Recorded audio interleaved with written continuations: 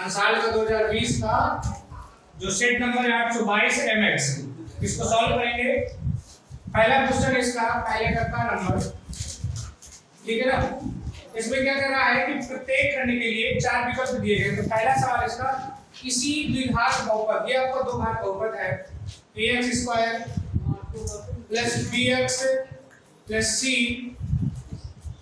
ठीक है, बराबर 0 और a नॉट इक्वल 0 के बराबर दिया।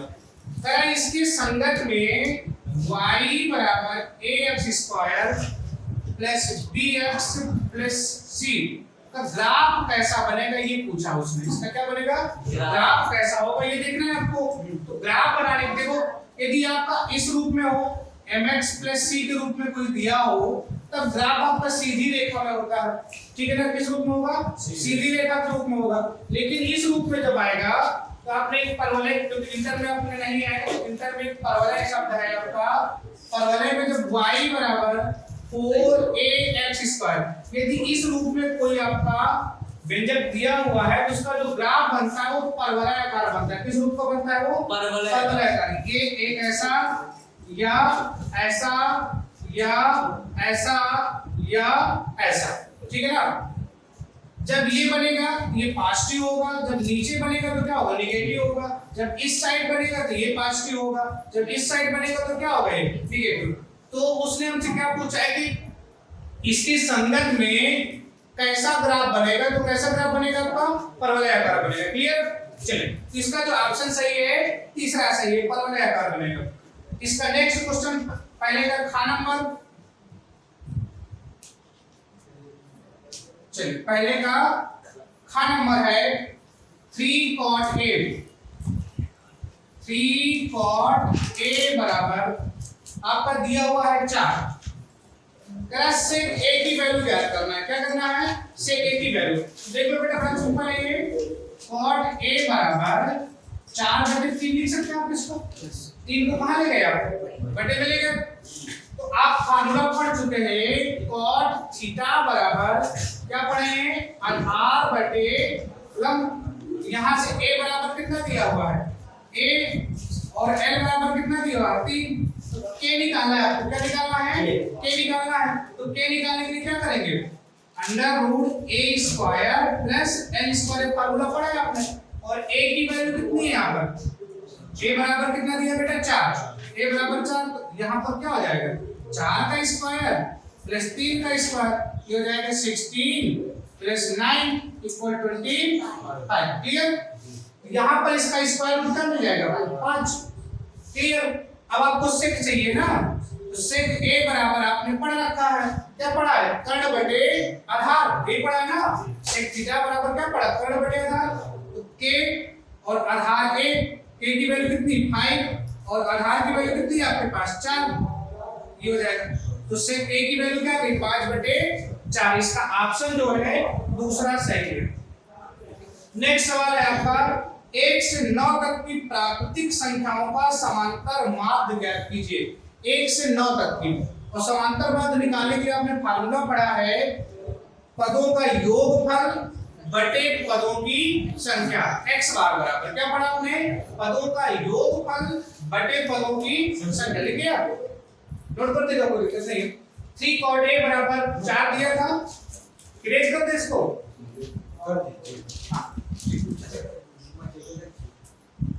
चलिए 1 से 9 तक का, कहां तक का, 1 से 9 तक का। पहले का नंबर है 1 से 9, 1 2 3 4 डाटा कहां तक, 9। इन सब का क्या करेंगे, योगफल 1 plus 2 plus 3 plus 4 plus 5 plus 6 plus 7 plus 8 plus 9 बटे पदों की संख्या x बार बराबर। इनका योग कर लेना है और 9 का डिवाइड कर देना है, तो समांतर माध्य का निकल आएगा। क्लियर है।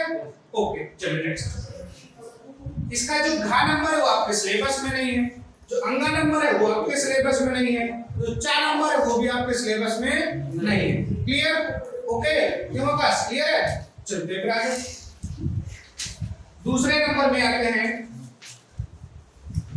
मैदान में खड़ी, देखो दूसरे का जो का नंबर वो आपका है नहीं सिलेबस में, तो दूसरे का खा नंबर पढ़ेंगे हम। मैदान में खड़ी एक कार 75 मीटर ऊंची मीनार से अवनमन कोण 30 अंश है। मीनार के आधार से कार की दूरी ज्ञात कीजिए। बात समझ में आ रही है नहीं आ रही है? कह रहा है एक मैदान में कार खड़ी हुई है। क्या खड़ी हुई है? कार खड़ी हुई है। ठीक, मैदान में खड़ी एक कार, ये समझ लीजिए आपकी कार खड़ी है। यहाँ पर क्या खड़ी हुई है? कार। सपोज करो ये आपकी कार है, ये क्या है आपकी कार, यहाँ पर चला रहे हैं आप लोग साले। ठीक, यहाँ पर क्या बना हुआ है आपका? ये क्या है? एक 75 मीटर ऊंचा मीनार। ये 75 मीटर ऊंचा क्या है आपका? मीनार है। और मीनार से अवनमन कोण, मीनार में राजेंद्र जैसा कोई व्यक्ति बैठा है, वो देख रहा है वहां से। ठीक है ना? राजेंद्र जैसा कोई व्यक्ति बैठा है कार को, वो वहां से कार कितनी दिखेगी? छोटी सी दिखेगी। यहाँ से बैठे इसका अवनमन कोण देख रहा है कार का, तो कितना बन रहा है बेटा इसका अवनमन कोण? 30 अंश बन रहा है। क्लियर है ना? अब कह रहा है कि ये कार इस मीनार से कितनी दूरी पर है। ठीक है ना? और ये कोण 30 है, तो ये भी कितना होगा? 30। क्यों? क्योंकि ये दोनों रेखाएं समांतर होती है, तो ये एकांतर कोण के द्वारा आपस में बराबर। अब आपको ये मालूम है आधार निकालना है, तो tan थीटा लगा दीजिए, लंब बटे आधार। क्लियर? आ जाएगा। चलते हैं फिर नेक्स्ट। यस, घा नंबर देखो, घा नंबर इसमें है नहीं आपके सिलेबस में इस साल। घा नंबर पढ़ेंगे। यदि द्विघात समीकरण px² - 2 √5 px + 15 बराबर 0 के दोनों मूल बराबर हो, तो p का मान क्या करना? अरे दोनों मूल बराबर है। अब मूल बराबर होने के लिए क्या पढ़ा है आपने? d बराबर 0, अर्थात विविक्तर का मान क्या होना चाहिए? 0 के बराबर होना चाहिए। तो सिंपल है, देखना। दूसरे का कौन सा नंबर बेटा? 4 नंबर। दूसरे का 4 नंबर है। सॉरी कौन सा नंबर है? खा नंबर। कोई बात, ये आपका समीकरण दिया है px² - 2 √5x और p भी बेटा यहाँ पर है, p हो जाएगा, और प्लस 15 बराबर 0। क्या इसके मूल बराबर है? इसके क्या है आपके? मूल बराबर है। तो मूल बराबर होने के आपने सूत्र पढ़ रखा है, b² - 4ac बराबर 0। क्यों भाई? क्लियर है ना? तो जब क्लियर है, अब देखो इसकी तुलना कर देते हैं। कि तुलना किससे करते हैं हम? इसकी तुलना ax² bx + c बराबर 0। गुड, शाबाश। यहां से a बराबर p, b बराबर -2 √5p और c बराबर 50, ये दिया हुआ है आपका।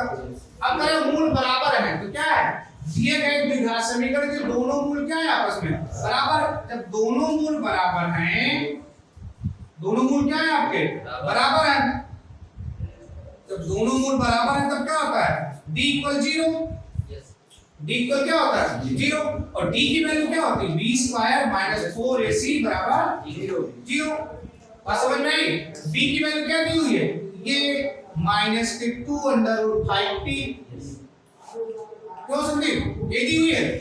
हाँ, -2 √5p का गोला स्क्वायर -4a की वैल्यू कितनी है यहाँ पर बेटा? p। और c की वैल्यू कितनी है? 15 बराबर 0। ठीक, अब देखो इसका दो बार गुणा करना है, गुणा स्क्वायर लिखा है, -2 √5p multiplication -2 √5p minus minus क्या हो जाएगा? प्लस। 2 2 जा 4 और √5 मतलब 5 और p² मतलब 5 को 20 p²। तो दिस है क्लियर? चलिए सब खत्म हो गया। चलिए 20 p² यहाँ पर 15 चौको 60 p हो जाएगा बेटा। 60 p बराबर 0। क्लियर बेटा कि नहीं? यहाँ पर 4ac, यहाँ पर इसकी वैल्यू क्या जाएगी? 20 p² देखो यहाँ से बेटा कॉमन लीजिए, 20p कॉमन ले लीजिए यहाँ से, तो क्या आ जाएगा p माइनस में कितना बेटा 3 बराबर 0। तो यहाँ से एक बार इसको 0 के बराबर कर दो, एक बार इसको 0 के बराबर कर दो। यहाँ से 20p बराबर 0, तो p बराबर क्या हो जाएगा बेटा 0, जो कि 0 के बराबर नहीं है, नहीं होना चाहिए, ठीक है ना। अब इसको हम छोड़ देंगे, तो क्या ले लेंगे p माइनस 3 बराबर 0, तो p बराबर कितना आ जाएगा 3। इसका p की वैल्यू कितनी आ गई बेटा 3। क्लियर, चलिए आगे।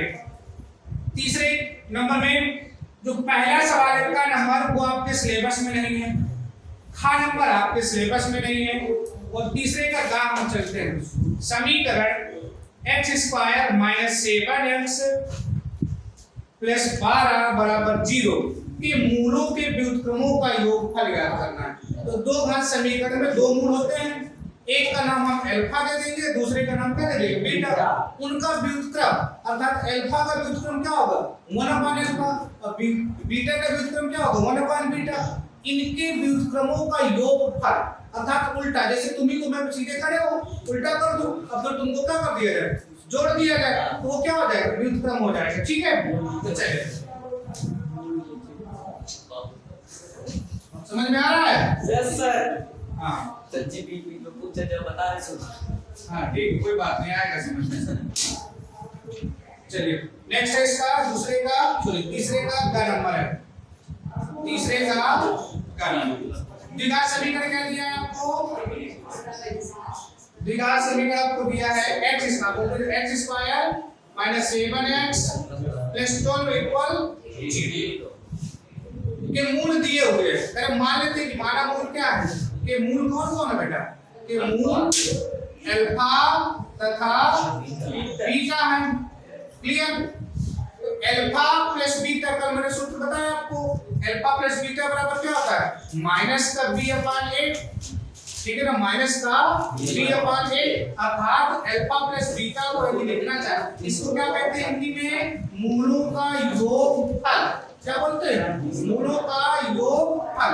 और मूलों का योगफल क्या होता है माइनस b/a अर्थात x का गुणांक बटे x स्क्वायर का गुणांक, ठीक ये हो गया। और मूलों का गुणनफल क्या होता है अल्फा इनटू बीटा बराबर क्या होता है c/a अचर पद बटे x स्क्वायर का गुणनफल, ठीक। चलते हैं देखते हैं यहां से पहले निकाल लेते हैं alpha plus beta equal minus b/a और माइनस ये 7 है पहले से माइनस 7 और a का गुणांक क्या है x स्क्वायर गुणा के ये हो जाएगा 7 बटे कोई बात नहीं alpha into beta c/a, c की वैल्यू 12, a की वैल्यू 1 बराबर 12। क्लियर जी सर, क्लियर ना बेटा। देखो 7 और 12 की वैल्यू। अब यहां से आपको क्या है कि मूलों का व्युत्क्रम, तो मूलों के व्युत्क्रमों का योगफल, मूलों के व्युत्क्रमों का इनका व्युत्क्रमों का योगफल। योगफल क्या हो जाएगा बेटा 1/अल्फा और प्लस 1/बीटा। इसका एलसीएम लेके हल करो, इसका जब एलसीएम लेंगे तो क्या आ जाएगा अल्फा बीटा आएगा ना, यहाँ पर क्या हो जाएगा बीटा प्लस अल्फा। इसको सही क्रम से लिख दीजिए अल्फा प्लस बीटा अपान अल्फा इनटू बीटा। और अल्फा प्लस बीटा की वैल्यू कितनी 7 और अल्फा इनटू बीटा की वैल्यू 12, दैट इज आंसर, ठीक। आ गया समझ में? चलते हैं फिर आगे बेटा तीसरे का घात नंबर है दो संख्याओं का अंतर, ठीक है बेटा। वीडियो को सब्सक्राइब जरूर करते रहो, सारे सवाल आपको मिलेंगे अंसार के मिलेंगे, पूरा प्रैक्टिस में कराऊंगा आप लोगों को बोर्ड एग्जाम को लेकर के। समय बहुत कम है, 1 महीने का है, तो सब्सक्राइब जरूर कर देना बेटा। चलो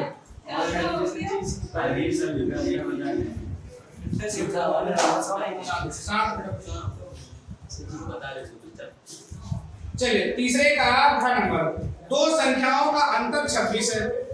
दो संख्याओं का अंतर कितना है 26 है और एक संख्या दूसरी संख्या की 3 गुनी है। एक संख्या दूसरी संख्या की क्या है 3 गुनी है। मान लेते हैं तीसरे का कौन सा नंबर बेटा घन नंबर। तो इसमें क्या पहली संख्या हम क्या कह लेते हैं पहली संख्या x कह देते हैं और कह रहे दोनों संख्याओं का अंतर, दोनों संख्याओं का अंतर कितना है? 26 है। तो भाई जैसे दूसरी संख्या मान सकते हैं, दूसरी संख्या क्या मान ले, ठीक है ना। एक तो इस तरीके से भी कर सकते हो, आप y भी मान सकते हो, ठीक है ना, आप y भी मान सकते हो। और उसके लिए क्या करना पड़ेगा, x माइनस वाई बराबर क्या लिखना पड़ेगा, 26। x बराबर क्या जाएगा, 26 प्लस y, ऐसा भी लिख सकते हो, ठीक। यहां से यदि आपको अंतर में करना है तो क्या करेंगे, दोनों का अंतर, ठीक है ना। यहां से क्या हो जाएगा बेटा, ये इसको मान लीजिए 26 प्लस हाँ 26 माइनस x, एक ये तरीका हो गया। अब क्या कर रहा है, 3 गुणी है, कितना कर रहा है, 3 गुणी है, तो शर्त अनुसार क्या हो जाएगा, 3x बराबर 26 माइनस x, ठीक। यहां पर बेटा प्लस करो, अंतर की बात हो रही है, ठीक है। दूसरी संख्या जैसे अभी आपने माना ना बेटा, यहां पर आपने क्या किया, पहली संख्या x हो गई, दूसरी संख्या क्या मानी y आपने, इन दोनों का अंतर क्या है, x माइनस वाई बराबर 26। x बराबर क्या आएगा, 26 प्लस k y, यही तो आएगा ना। यहाँ पर क्या करना पड़ेगा, अब दोनों का अंतर करना है ना, तो 26 प्लस x और माइनस क्या कर देते हैं, x कट गया, क्या आ गया आपका 26, ठीक। यहाँ पर क्या होगा, प्लस हो जाएगा, ठीक।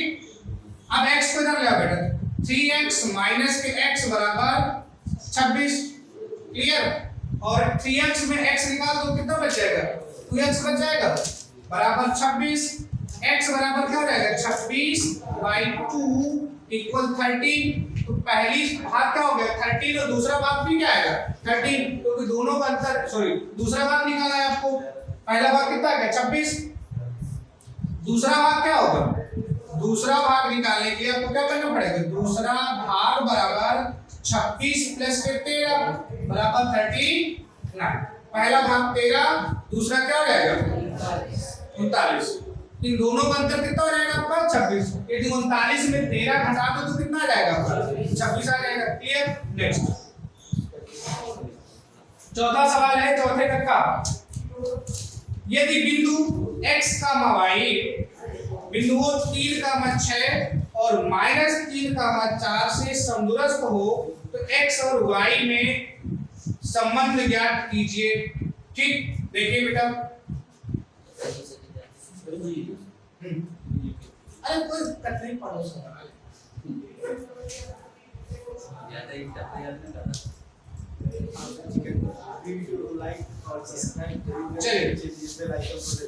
बिंदु दिया है एक बेटा, बिंदु यहाँ पर x y, चौथे का नंबर है बेटा, चौथे का क्या है का नंबर है। उसने क्या कहा, बिंदु x y बिंदुओं कौन कौन से, ये आपका p बिंदु हो गया, a और b, a हो गया और ये b हो गया।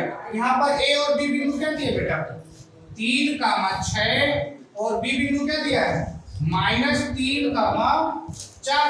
इनसे क्या हुआ बेटा, समदूरस्थ, क्या है समदूरस्थ, अर्थात p से a बराबर दूरी पर है, p से b क्या बराबर दूरी पर, अर्थात pa बराबर क्या होगा pb, pa बराबर क्या होगा pb। यहाँ से क्योंकि बिंदु p से a तथा b क्या है, a तथा b समदूरस्थ है,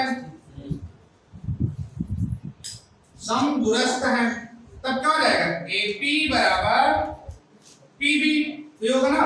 और AP के बीच की दूरी निकालेंगे और PB के बीच की दूरी निकालेंगे, तो बीच की दूरी का फार्मूला क्या होता है, square root x2 minus x1 का होल ऑफ स्क्वायर और प्लस y2 माइनस y1 का होल ऑफ स्क्वायर, या उसकी जगह आप यूज कर सकते हो x1 माइनस x2 का होल ऑफ स्क्वायर और प्लस y1 माइनस y2 का होल ऑफ स्क्वायर और पूरे का स्क्वायर रूट। यहां से लिख दीजिए बेटा, x माइनस 3 का होल ऑफ स्क्वायर और प्लस y माइनस 6 का whole of square, square root यहाँ पर भी क्या हो जाएगा x प्लस 3 का होल ऑफ स्क्वायर, तो ये माइनस है तो प्लस हो जाएगा, और प्लस y माइनस 4 का whole of square, square root से स्क्वायर रूट क्या हो जाएगा एलसी हो जाएगा, ठीक।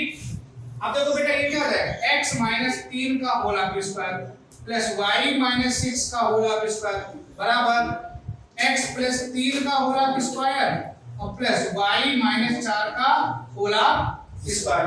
इसका होल स्क्वायर खोल दो बेटा, क्या हो जाएगा x स्क्वायर प्लस 9 माइनस के 6x। इसका होल स्क्वायर खोल दो बेटा, प्लस y स्क्वायर प्लस 16 और 6 दूनी 12 हो जाएगा माइनस के 12y। हाँ बेटा, हाँ यहाँ पर ना हाँ 36 आएगा ये, ठीक है, बराबर x स्क्वायर प्लस 9 प्लस के 6x प्लस के y स्क्वायर प्लस के 16 माइनस के 8y। अब x स्क्वायर y स्क्वायर और कुछ कट रहा बेटा, 9 से 9 कट जाएगा, हाँ कहाँ बेटा कट जाएगा, प्लस का है माइनस का है, ठीक है ना। यहाँ पर बेटे 36 से 16 ऐसा करते x वाले पर सब एक तरफ कर लेते हैं, माइनस के 6x और माइनस के 12y प्लस के 36 बराबर 6x प्लस के 16 माइनस के 8y। इधर 0 लिख देते हैं बराबर 6x प्लस के 16 माइनस 8y प्लस के 6x प्लस के 12y और माइनस के 36। देखो यहाँ पर 6x और 6x कितना रहेगा बेटा 12 और ये 12 में 8 निकल जाएंगे तो क्या बचेगा 4y और 36 में 16 निकलेंगे तो माइनस के 20 बराबर 0।